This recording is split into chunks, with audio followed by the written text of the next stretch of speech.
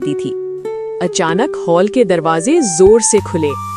बादशाह दाखिल हुआ, आंखें जलती हुई, हाथ में सुनहरी लाठी और चेहरा ऐसा जैसे किसी ने उससे सल्तनत छीन ली हो। उसने दरबारियों को इकट्ठा किया और गरजती आवाज में बोला, कोई मेरे हुक्म के खिलाफ गया और मैं उसे छोड़ूंगा नहीं। जो डर कर जिए वो ही मेरा वफादार है, जो सवाल करे वो जिंदा नहीं रहता। हॉल में खामोशी छा गई, किसी के सांस लेने की आवाज तक आ रही थी।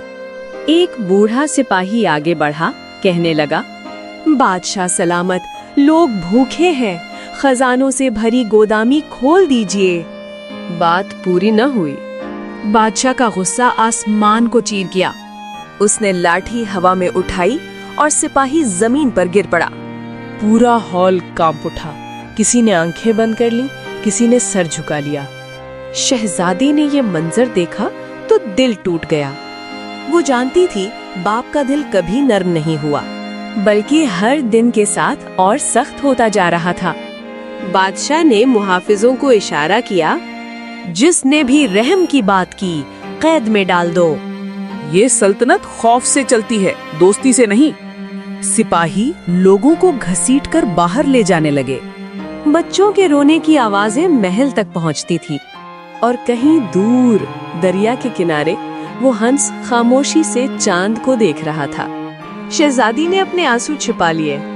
वो जानती थी कि अगर बोली तो कैद हो जाएगी, लेकिन उसके दिल में एक सवाल जल रहा था, क्या वाकई ये बादशाही सिर्फ सजा और खौफ पर कायम रह सकती है, या कभी कोई दुआ, कोई कुर्बानी इस सब को बदल देगी? वो अपने कमरे की तरफ बढ़ी, मगर कदमों में लर्जिश थी। उसे अंदाजा नहीं था कि उस रात तकदीर ने उसके लिए क्या लिखा है। उस रात चांद रोशन था। शहजादी चुपके से दरिया के किनारे आई, वही जगह जहां सफेद हंस उसे मिला था।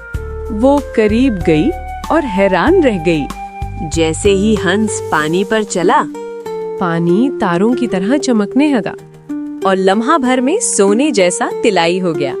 शहजादी की आंखों में हैरत भर गई। हंस ने आहिस्ता से सर झुकाया और पहली बार बोला, मैं एक इंसान था, एक शहजादा, लेकिन लालच और जुल्म के खिलाफ खड़ा हुआ तो एक जादूगर ने मुझे हंस बना दिया। जब तक कोई मेरे लिए, सिर्फ अल्लाह के लिए, बगैर खुदगर्जी दुआ ना करे, मैं आजाद नहीं हो सकता।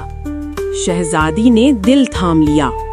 उसने कुछ न कहा, सिर्फ खामोशी से सोचती रही। लेकिन किस्मत बेरहम थी। अगले दिन